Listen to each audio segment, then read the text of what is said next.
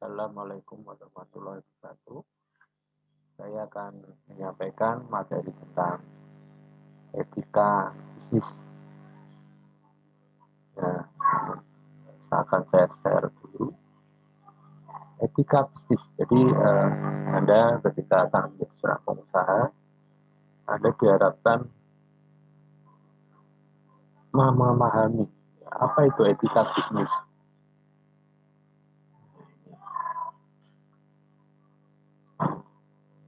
Nah, ini ada beberapa teori tentang etika bisnis.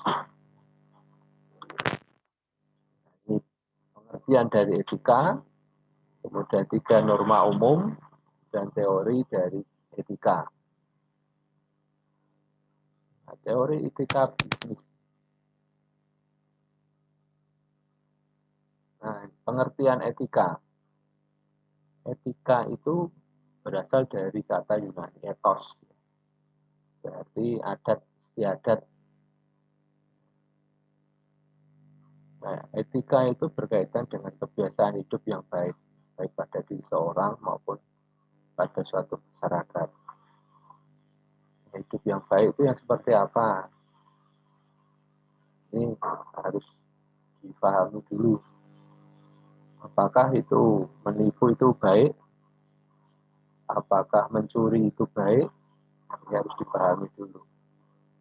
Ya. Kalau itu tidak baik, berarti itu bukan etika.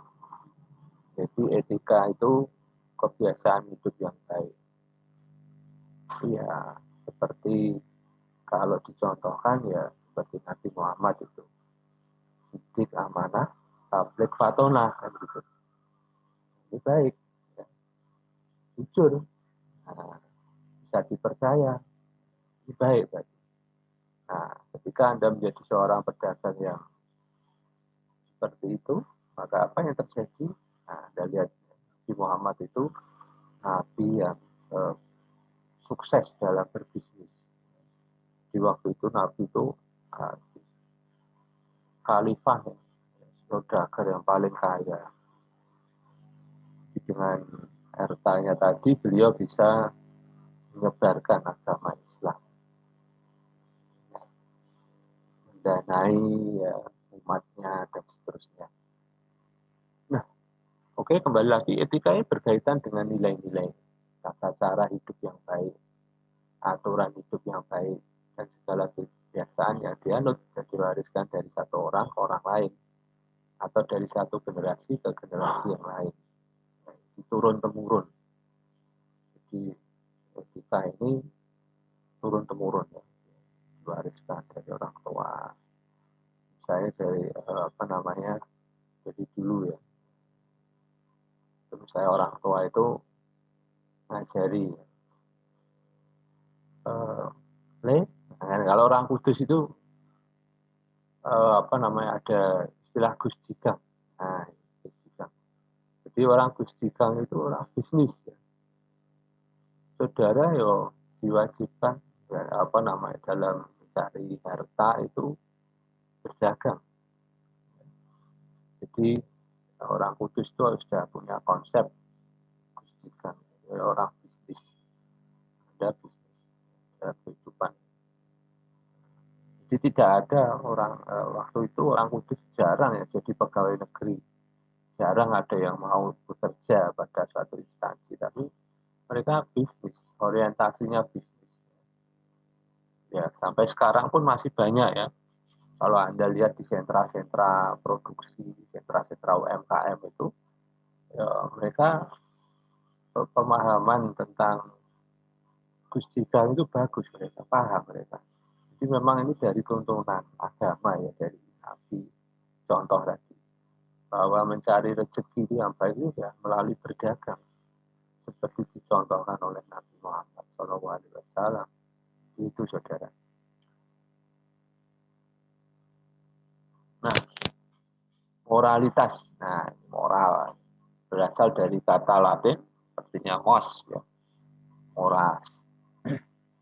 Mos ya, namanya mors. Berarti adat kebiasaan atau kebiasaan. Pengertian harafiah dari etika dan moralitas sama-sama sistem nilai. bagaimana manusia harus hidup baik. Sehingga manusia yang telah diinstitusionalisasikan dalam sebuah adat kebiasaan, kemudian terwujud dalam pola perilaku yang lazim dan terulang dalam kurun waktu yang lama. Ya, layaknya sebuah kebiasaan. Tadi seperti contohnya tadi, Gus Jigang tadi.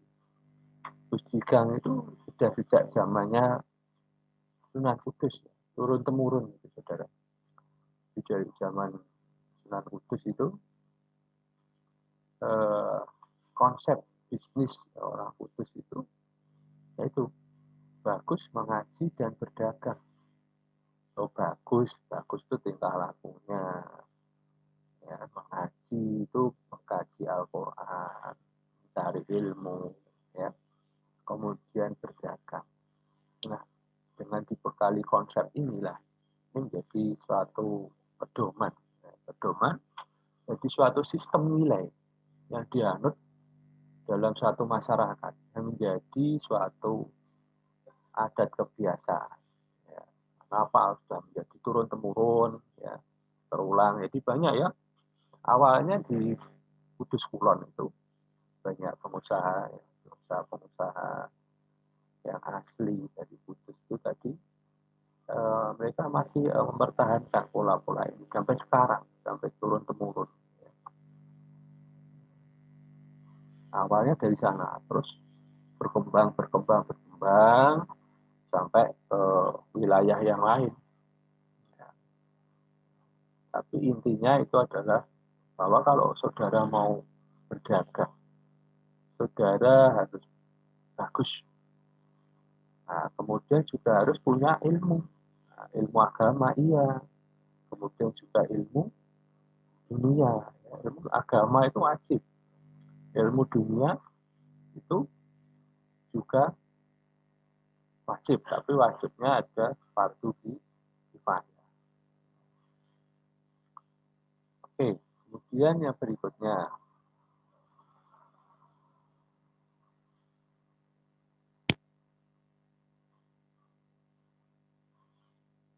Nah, etika sebagai filsafat moral. Filsafat moral itu, filsafat itu mempelajari bagaimana sebab musabab, apa yang menjadi dasar dari moralitas itu filsafat. Jadi apa yang menjadi dasar, menjadi sebab, dasar kenapa orang berbuat baik, kenapa orang berperilaku jujur, nah, dan seterusnya. Ini filsafat. Nah, etika ini sebagai filsafat moral. Etika sebagai filsafat moral tidak langsung menjadi perintah konkret, ya. Memberi perintah konkret, ya, sebagai pegangan siapa. Jadi ketika Anda menjadi seorang pemikir, ya, filsafat itu, ya, filsafat itu dasar dari suatu pemikiran, apa yang menjadi sebab. Nah, ini namanya filsafat. Nah, filsafat moral. Jadi etika ini akan mendorong manusia untuk berbuat yang baik. Nah, apa yang melandasi moral tadi? Yang melandasi moral ini tadi adalah etika. Jadi etika ini tidak langsung memberi perintah konkret sebagai pegangan yang saya pakai. Jadi etika ini dapat dirumuskan sebagai refleksi kritis dan rasional, ya, mengenai nilai dan norma yang menyangkut bagaimana manusia itu hidup dengan baik sebagai manusia, kemudian masalah kehidupan manusia dengan mendasarkan diri pada nilai dan norma moral yang umum diterima. Manusia itu sebagai manusia, bukan manusia sebagai binatang, tetapi manusia sebagai manusia. Demikian juga Anda juga memanusiakan orang lain. Gitu. Ini adalah etika. Ya. Nah, ketika Anda tidak memanusiakan orang lain, maka Anda dianggap tidak etika. Masalah kehidupan manusia ya, harus mendasarkan diri pada nilai norma moral umum yang sudah diterima oleh masyarakat. Jadi kalau dalam norma moral umum itu, kalau anak muda itu menghormati yang tua, gitu ya, yang tua menyayangi yang muda, dan itu saudara. Nah, berikutnya ini apa? Etika sebuah ilmu, ya, terutama melibatkan pada refleksi kritis dan rasional.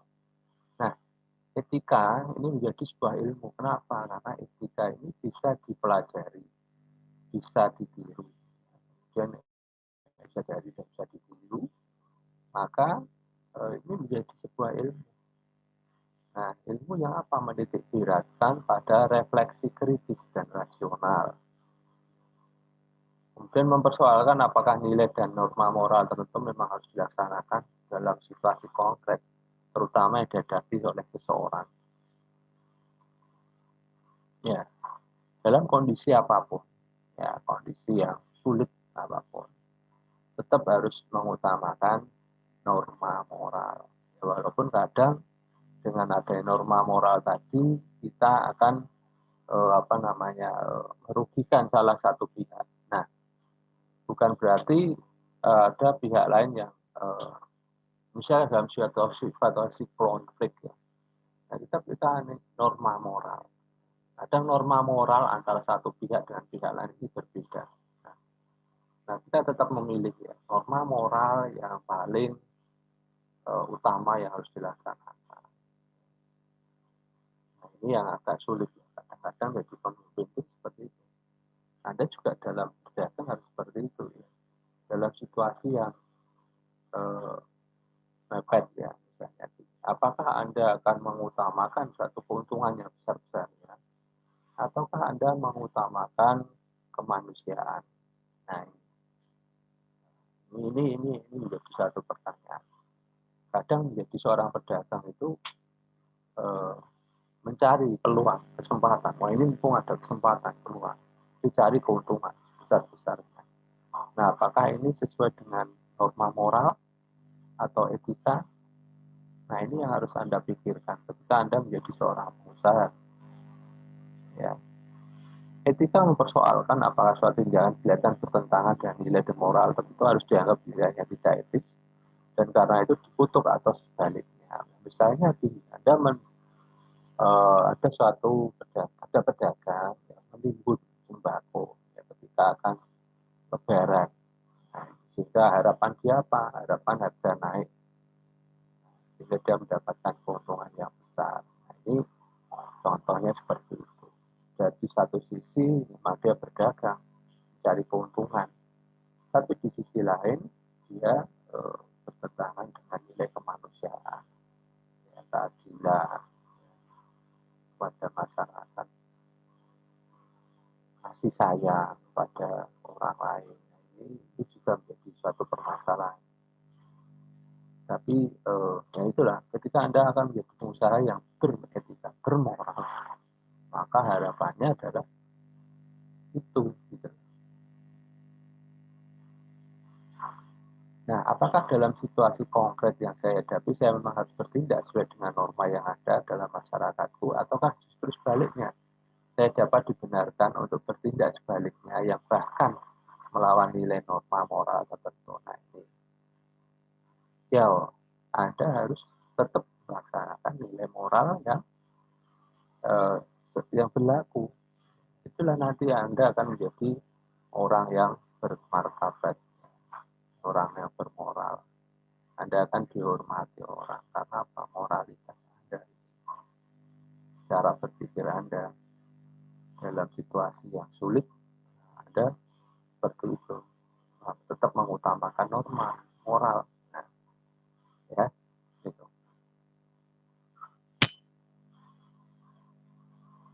Nah, etika sebagai ilmu menuntut orang untuk berperilaku moral secara kritis dan rasional. Ya. Dengan menggunakan bahasa Nietzsche, etika sebagai ilmu menghimbau orang untuk memiliki moralitas, bukan moralitas hamba. Tuhan itu selalu memberi. Kalau hamba itu selalu meminta. Jadi Anda itu kalau menjadi menggunakan moralitas dengan bahasa Nietzsche tadi, Anda harus banyak memberi, jangan banyak meminta.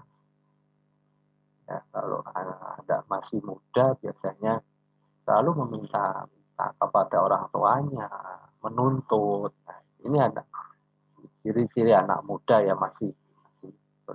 Nah, ini moralitas hamba.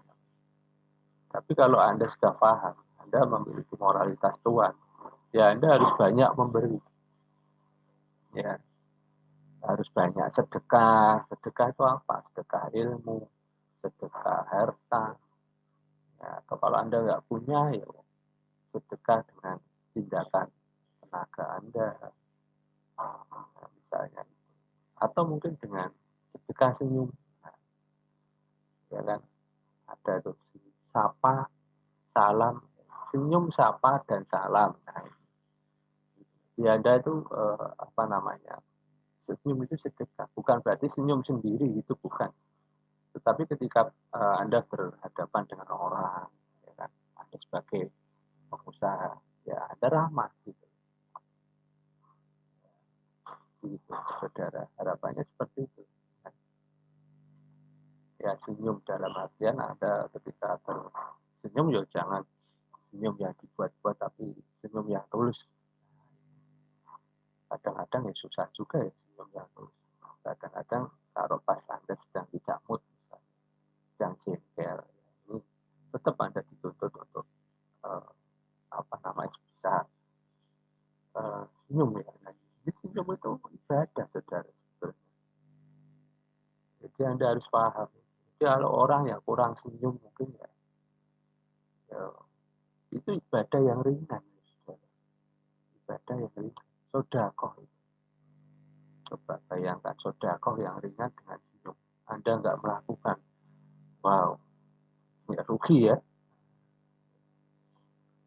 Oke, dalam bahasa Kant sekarang. Ini pendekatan bahasa ini dari pendekatan dari teori Kant. Dia mengatakan ketika berusaha menggugah kesadaran manusia untuk tidak secara otonom, bukan secara heteronom. Etika bermaksud membantu manusia untuk tidak secara bebas, tapi dapat dipertanggungjawabkan. Ya. Bertindak secara otonom, secara heteronom. Jadi artinya apa? Anda bisa memutuskan mana yang baik, mana yang buruk.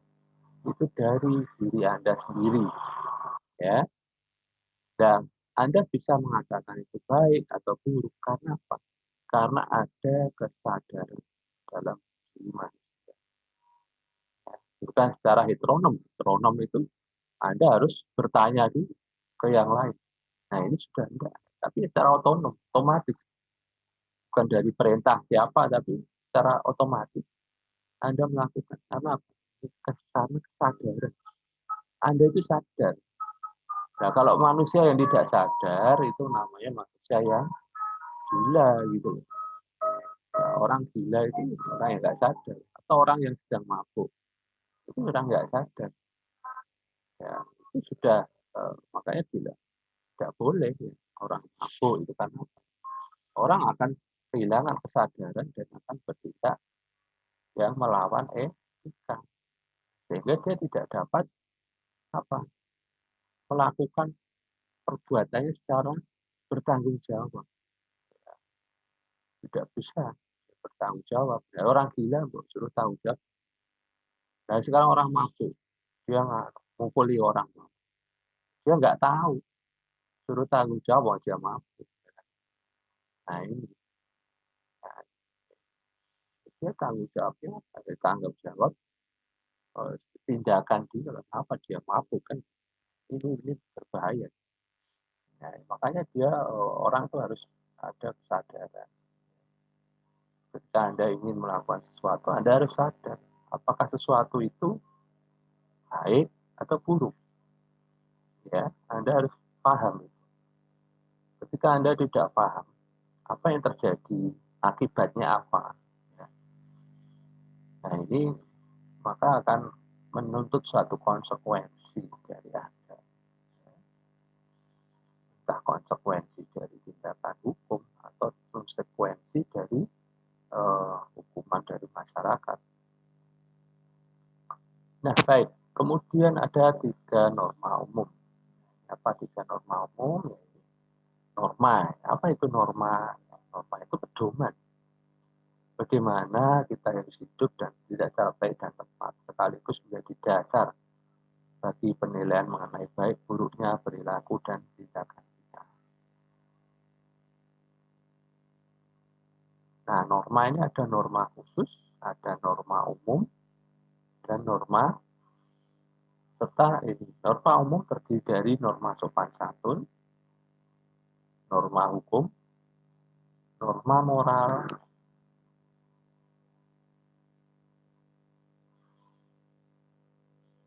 nah, norma khusus. Norma khusus ini adalah aturan. Jadi norma ini ada norma khusus dan umum. Norma sopan santun, hukum, dan moral. Kemudian norma khusus. Norma khusus ini adalah aturan yang berlaku dalam bidang kegiatan atau kehidupan khusus. Misalnya aturan olahraga, aturan pendidikan, dan lain-lain. Jadi kalau dalam olahraga misalnya ada sepak bola, nah, ada aturannya. Jadi sepak bola ya tidak asal aja, kan? Yang ditendang bukan bolanya tapi kaki musuhnya lah, kaki lawannya lah. Ini bukan olahraga sepak bola lagi, tapi olahraga taekwondo misalnya. Gitu ya. Nah ini ada aturan. Sehingga ketika melakukan itu ya mendapatkan sanksi, kartu kuning atau bahkan kartu merah. Nah kemudian norma-norma umum sebaiknya lebih bersifat umum dan pada tingkat tertentu boleh dikatakan bersifat universal. Ya, jadi norma umum ini universal. Ya. Jadi misalnya kalau ketemu orang pas pertama kali, ya kita mengucapkan salam, ya, salam. Kemudian bagaimana menyapa orang, disapa dengan namanya. Ya. Nah ini norma universal, di mana-mana hampir sama seperti itu. Kemudian ada norma sopan santun atau norma etiket. Norma yang mengatur pola perilaku dan sikap lahiriah dalam pergaulan sehari-hari. Ya. Nah, ini norma sopan santun, bagaimana bertindak dengan bagaimana bertindak dalam masyarakat, bagaimana bertindak dalam keluarga. Ini apa namanya ini dalam pergaulan, bagaimana mencari teman, bagaimana cara berteman, bagaimana cara berbicara yang baik, bagaimana cara bertamu dan sebagainya, banyak sekali ya. Jadi norma sopan santun, norma etika ini juga harus Anda pahami. Ya, bagaimana Anda bertamu ke rumah orang, normanya gimana? Bertamu tahu-tahu masuk aja ke rumah. Nah ini bukan bertamu namanya, tapi mencuri namanya. Kan? Yo istilahnya ada kulon nuwun dulu, ya kan? Nah kulon nuwun dia apa di apa namanya setelah jual nuwun akhirnya dibukakan pintu, ya kan? Baru dia dipersilahkan masuk atau nah, nanti bagaimana setelah itu dia baru diperbolehkan duduk atau bagaimana nanti tuan rumahnya apa namanya mempersilahkan ya. Nanti setelah itu baru nanti ada pembicaraan, ada salam, dan nah, dan seterusnya seperti itu ya. Jadi dalam bertamu tidak boleh bertamu tuh ngomong yang tidak baik. Ya, ingat ketika orang berbicara tidak baik maka bicaramu itu adalah doamu. Artinya apa? Ya doamu itu akan kena ke kamu sendiri. Bukannya apa namanya? Ya contoh aja. Sekarang gini aja. Anda tahu nggak penyanyi-penyanyi yang zaman dulu yang lagunya misalnya lagunya yang melo lah, yang melo ya, yang sedih-sedih. Kehidupannya pun dia nanti dalam kehidupan dia akhirnya juga sedih-sedih terus gitu loh. Banyak sekali yang seperti itu. Ya, ini kan secara tidak langsung sebagai contoh, ya, contoh bahwa ketika Anda mengucapkan sesuatu yang berulang-ulang, ya itu akan menjadi semacam doa. Ketika Anda berbicara miso terus-terusan, itu sama juga dengan doa. Dan doa itu kembali ke diri Anda sendiri, bukan ke orang lain. Anda misui orang lain. Nah, apa yang terjadi? Yo, misuan Anda akan kembali ke diri Anda sendiri. Begitu, saudara. Nah, itu norma sopan santun. Nah, kemudian ada istilah etiket ya. Etiket, etika itu tidak sama dengan etiket. Ya.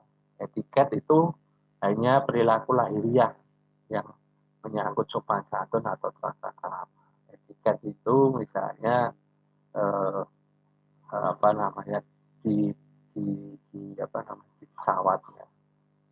Di pesawat Anda tidak boleh ini, tidak boleh itu, tidak boleh menyalakan HP, tidak boleh apa namanya bawa minuman. Nah, ini etiket, etiket. Jadi perilaku lahiriah saja yang menyangkut apa namanya keselamatan penerbangan. Nah, ini etiket. Jadi dia tidak kalau etika itu lebih ke apa namanya ke dalam masuk ke dalam hati dan pikiran seseorang. Sehingga tadi kan dikatakan ini menjadi suatu otonom, satu sistem yang otonom. Artinya apa? Dia sudah ya masuk dalam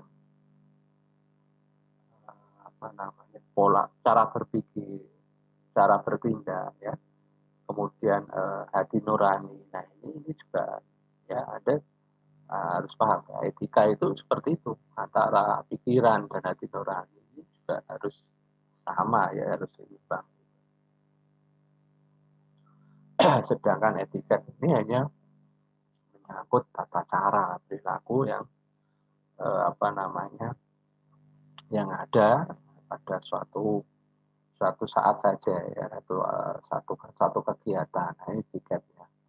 Misalnya etiket Anda di dalam kelas, apa yang harus Anda lakukan? Ya, Anda harus duduk tertib teratur, ya kan? Mendengarkan dosennya berbicara, nah, seperti itu. Itu namanya etiket.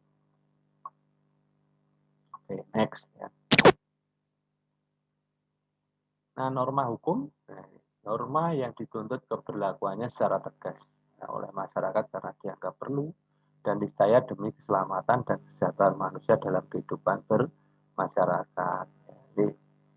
Jadi norma hukum ini dari norma etika tadi. Etika tadi kan apa, eh, masih berupa aturan yang tidak tertulis yang diterima, adat, kebiasaan ya dari masyarakat yang belum tertulis. Nah, kadang karena ini menjadi satu yang belum tertulis, yang istilahnya menjadi satu kesepakatan. Kadang orang bisa saja melanggarnya tanpa ada konsekuensi. Ya, konsekuensi apa ya dari masyarakat itu sendiri. Namun ya dalam eh, suatu ketatanegaraan ya, perlu ada suatu sistem ya, sistem hukum. Nah, di mana sistem hukum ini ya, termasuk di dalamnya ada norma, ya, norma hukum. Di norma hukum tadi diambil ya dari adat istiadat yang ada yang sudah menjadi kesepakatan diformalkan. Sehingga ketika orang melakukan suatu tindakan yang apa namanya tidak baik maka akan mendapatkan sanksi ya. Dan sanksinya jelas ya. Ini kalau dalam suatu tata negara sanksinya jelas. Sanksi apa? Sanksi hukuman. Misalnya hukuman apa? Denda atau hukuman penjara. Ya. Tentu saja ini semua dilakukan karena apa? Karena adanya tuntutan untuk keselamatan dan kesejahteraan manusia ya dalam bermasyarakat. Tuh. Norma hukum ini mencerminkan ya harapan, keinginan, dan keyakinan seluruh anggota masyarakat ya, tentang bagaimana hidup bermasyarakat yang baik dan bagaimana masyarakat tersebut harus diatur secara baik. Jadi masyarakat ini kalau tidak diatur ya karena manusia itu punya sifat homo homini lupus. Ya, homo homini lupus itu siapa kuat, siapa yang menang. Ya, dia punya sifat seperti itu, sifat rakus ya. Manusia punya sifat seperti itu. Orang rakus itu ya kerakusannya itu tidak terbatas. Ya. Maka perlu ada suatu batasan. Ya, batasannya apa yang membatasinya? Ini adalah hukum ya, norma hukum. Ya, ya tentu saja harapannya apa ya? Ini orang yang rakus ini nanti akan menjadi orang yang baik, orang yang tahu, oh ternyata tidak boleh seperti ini, tidak boleh seperti itu, ya sehingga tidak melanggar hak asasi orang lain. Nah, ini norma hukum.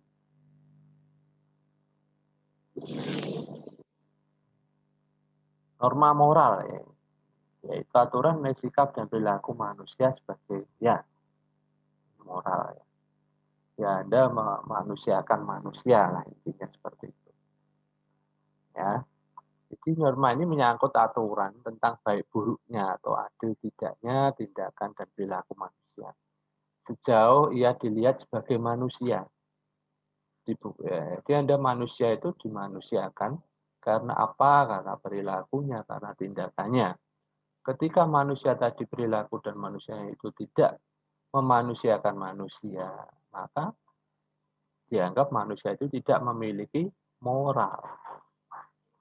Ya, contoh misalnya, memukul orang, membunuh. Nah, ini tidak bermoral. Karena apa? Dia tidak memanusiakan manusia. Ya, manusia itu eh, tidak boleh dipukul. Kenapa ya? Manusia itu ya di manusia. Yang boleh dipukul apa ya? Misalnya ya boleh dipukul itu ya. Misalnya hewan, kayak seperti itu. Anda mukul nyamuk gitu ya. It's okay gitu ya. Tapi kalau manusia ya kalau Anda dipukul merasa sakit ya Anda jangan memukul gitu loh. Karena kalau manusia dipukul kan sakit, Mas.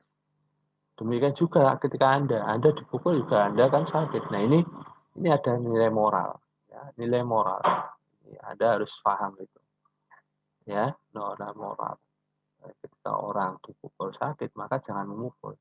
Ketika orang dibunuh, ya maka jangan Anda membunuh, ya. Nah, kalau Anda dibunuh gimana? Nah ini kan jadi satu pertanyaan ini moral. Jadi kita refleksikan pada diri Anda sendiri. Bagaimana itu? Ya kan? Ada beberapa ciri utama yang membedakan norma moral dan norma umum lainnya. Ya, kendati dalam kaitan dengan norma hukum, ciri-ciri ini bisa tumpang tindih ya. Ya ini kadang-kadang norma hukum ya. Norma hukum di sana ada istilahnya orang di penjara ya.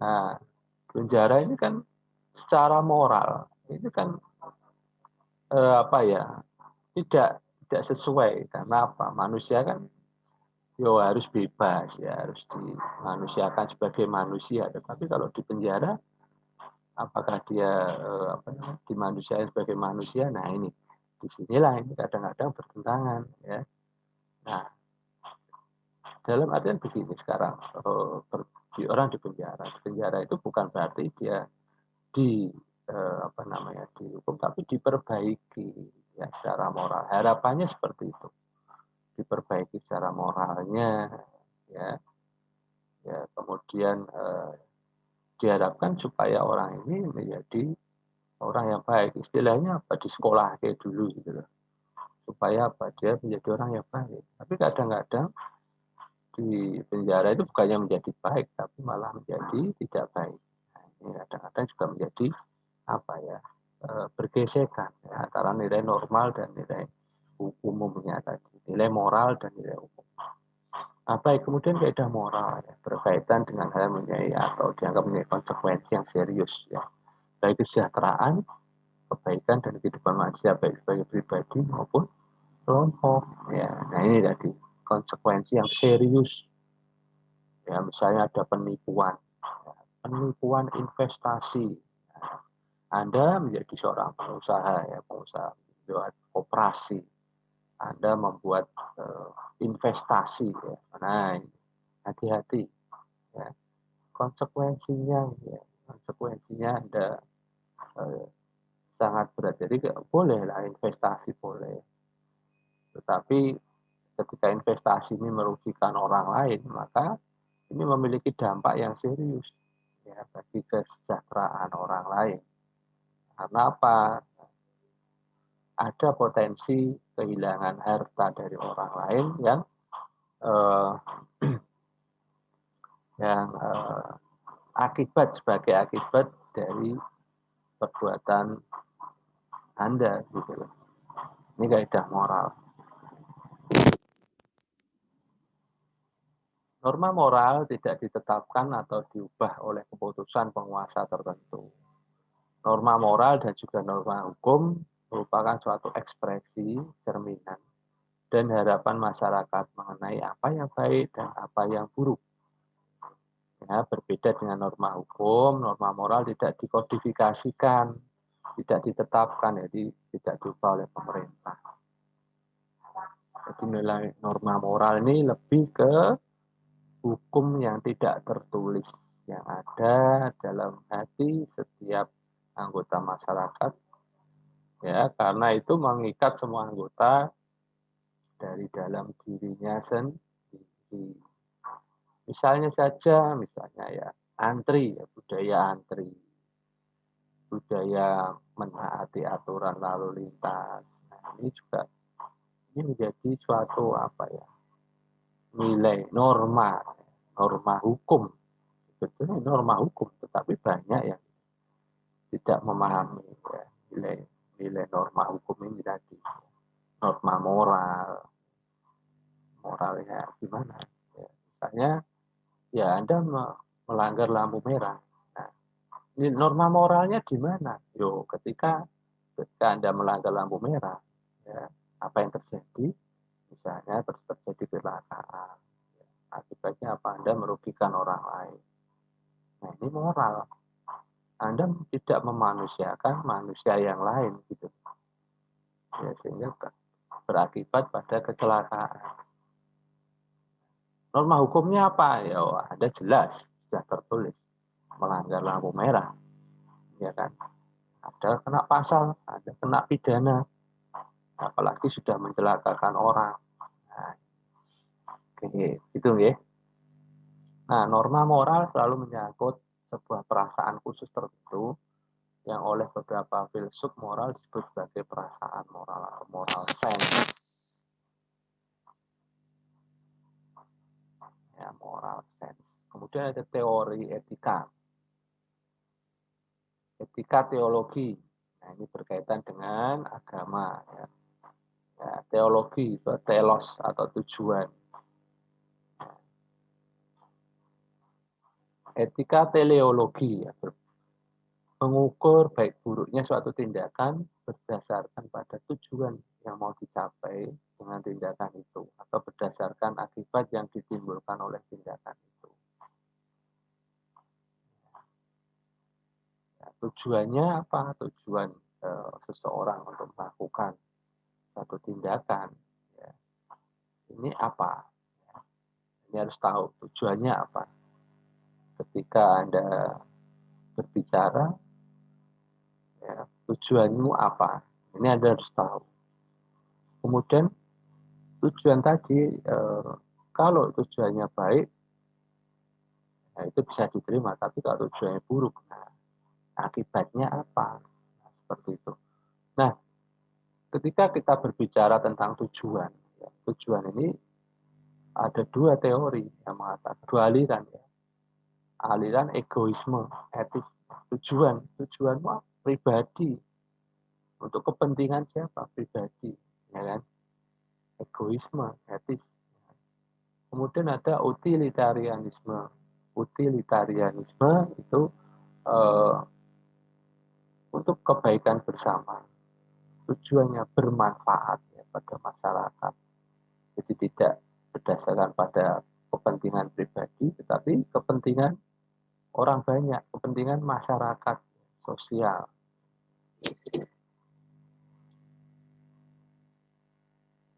Ya, egoisme etis. Inti pandangan dari egoisme ini adalah tindakan setiap orang berdasarkan pada mengejar kepentingan pribadi dan memajukan dirinya sendiri. Ya, satu-satunya tujuan tindakan moral setiap orang adalah mengejar kepentingan pribadi dan memajukan dirinya sendiri. Ya, memajukan dirinya sendiri tidak salah ya. Mengejar kepentingan pribadi tidak salah, selama itu tidak bertentangan dengan kepentingan orang lain. Ya. Nah, bisa gini, mengejar pribadi tujuan untuk memajukan diri sendiri itu ya Anda kuliah. Ya ini bagus. Ya. Untuk apa? Supaya Anda menjadi orang yang bermanfaat, orang yang memiliki ilmu. Ya, mana ilmu tadi bisa Anda gunakan untuk bermasyarakat. Ini bagus. Tapi kalau kepentingan pribadi dalam artian misalnya memperkaya diri dengan cara-cara yang tidak baik, misalnya korupsi atau misalnya kalau dosen itu membuat skripsi. Nah ini tidak baik karena dosen itu eh, apa namanya mendidik mahasiswa supaya dia bisa mengerjakan sendiri supaya apa? Supaya dia bisa melakukan penelitian di mana nanti itu untuk kepentingan dia sendiri, bukan untuk kepentingan dosen. Namun kadang-kadang ada yang seperti itu. Nah, ini tidak baik, tidak etis, tidak bermoral. Berarti dia pendekatannya apa? Egoisme etis untuk kepentingan sendiri. Dia tidak memikirkan dampaknya untuk mahasiswanya tadi, untuk institusinya, tetapi dia mengejar untuk tindakan apa? Kepentingan pribadi. Nah, ini ya saudara ya. Nah, egoisme ini baru menjadi persoalan serius ketika cenderung menjadi hedonistis. Ya, itu tadi hedonis. Anda mencari kekayaan yang dan kebahagiaan yang sangat-sangat fantastis gitu ya. Mencari kekayaan, tujuannya apa?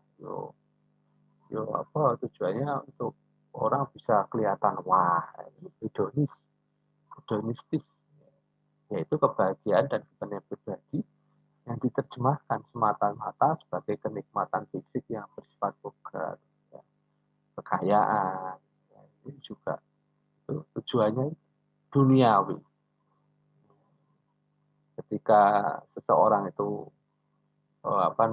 tidak memikirkan spiritualnya, maka yang terjadi dia hedonistis. Kadang mereka mencari pembenaran untuk dirinya sendiri. Ya. Saya mencari uang demi keluarga saya. Ya ini kadang-kadang saya tidak merugikan orang dan kadang-kadang juga orang itu tidak merasa dirugikan. Ya, tetapi ada yang dirugikan, yaitu nama baik institusinya. Ya, ini yang dirugikan. Nah, kadang orang nggak sadar melakukan seperti itu. Baik, kemudian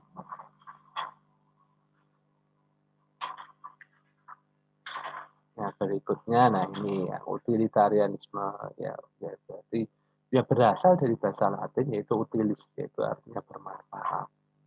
Menurut teori ini satu perbuatan baik membawa manfaat, tetapi manfaat harus menyangkut bukan saja satu dua orang, melainkan masyarakat secara keseluruhan. Jadi teori utilitarianisme ini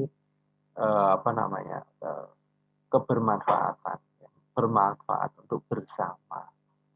Jadi Anda melakukan suatu tindakan, ya tindakan ini harus bermanfaat untuk kepentingan bersama. Ya.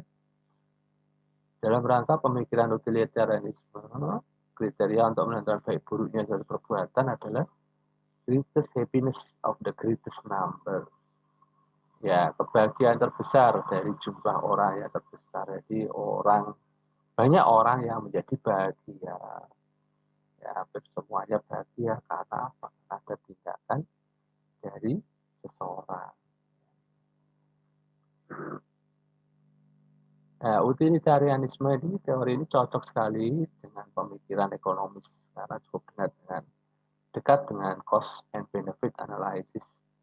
Ya, manfaat yang dimaksud utilitarianisme ini bisa dihitung sama seperti kita menghitung untung dan rugi atau kredit dan debit dalam konteks bisnis. Ya, ini pendekatan utilitarian ini cost and benefit. Jadi begini, saudara, cost benefit analysis ini bukan berarti kalau kita mengeluarkan biaya, ya, kemudian kita akan segera mendapatkan laba, ya, atau mendapatkan keuntungan. Itu bukan seperti itu, tetapi ini bisa aja misalnya gini, saya mengeluarkan biaya, ya, biaya misalnya saya mendanai penghijauan misalnya. Nah ini bagi perusahaan tidak ada keuntungan, ya kan, tetapi ini akan menjadi keuntungan bagi lingkungan, ya, keuntungan bagi masyarakat. Kenapa? Ya, karena apa, dengan adanya penghijauan ya tadi, lingkungan akan menjadi lebih aman, ya, udara lebih segar, masyarakat bisa menikmati. Nah ini cost tetapi memiliki benefit, ya kan. Nah misalnya pabrik jarum lah, misalnya contoh aja melakukan penghijauan seperti itu.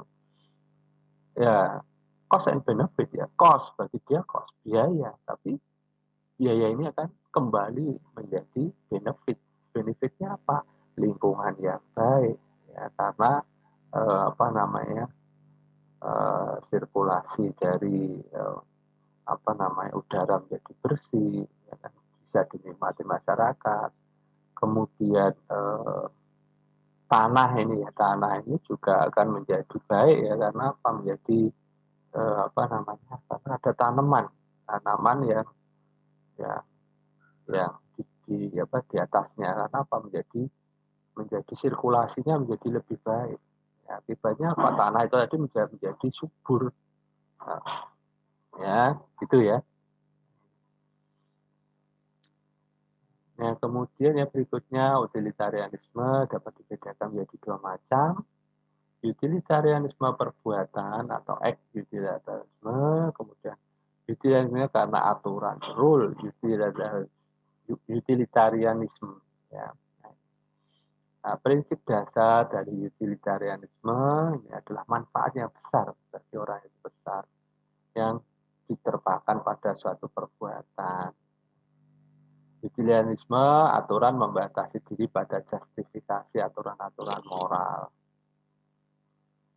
Nah, kemudian deontologi, ya, berasal dari kata Yunani deon, yang berarti kewajiban.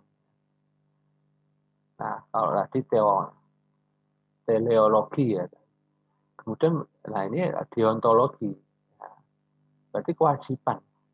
Tadi tujuan, sekarang kewajiban.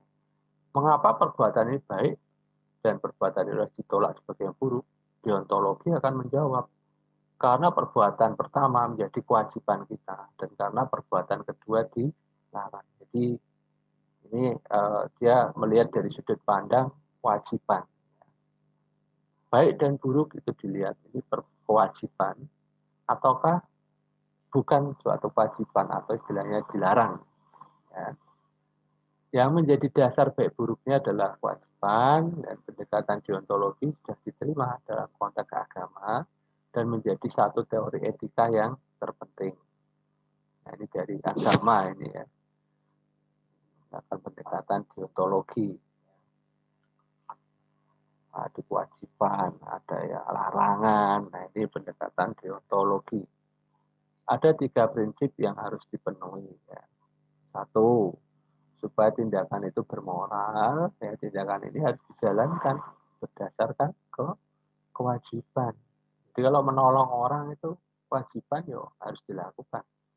Ya, karena ini memiliki nilai moral, ya, saling menolong, tolong menolong.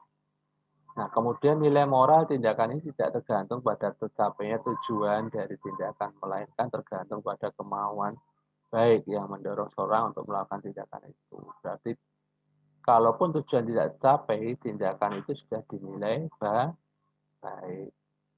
Ya. Ketiga, sebagai konsekuensi dari kedua prinsip ini, kewajiban adalah hal yang niscaya tindakan dilakukan dengan sikap hormat pada hukum moral yang universal.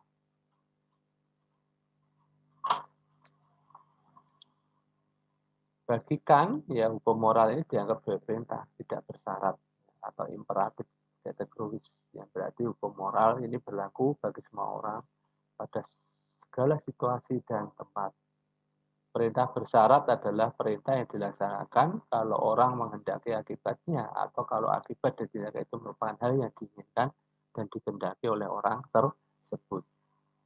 Perintah tak bersyarat adalah perintah yang dilaksanakan begitu saja tanpa adanya satu syarat apapun, yaitu tanpa mengharapkan akibatnya atau tanpa mempedulikan apakah akibat tercapai dan berguna bagi orang atau tidak.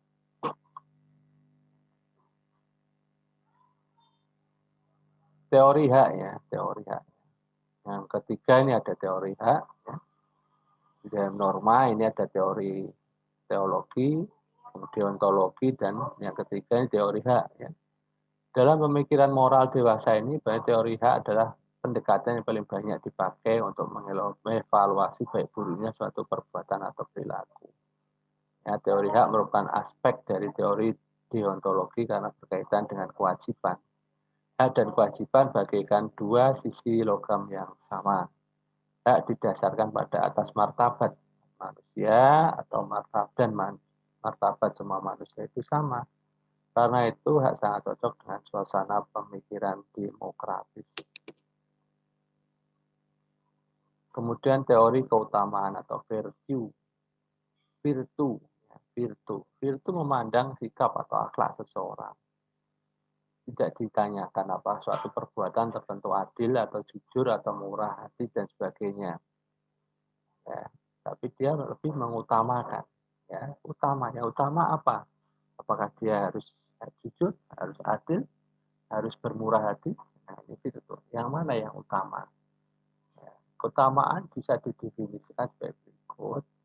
Disposisi watak yang telah diperoleh seorang dan memungkinkan dia untuk bertingkah laku secara baik secara moral. Ya, contoh keutamaan ini adalah kebijaksanaan, dan keadilan, dan suka bekerja keras, kemudian hidup yang baik.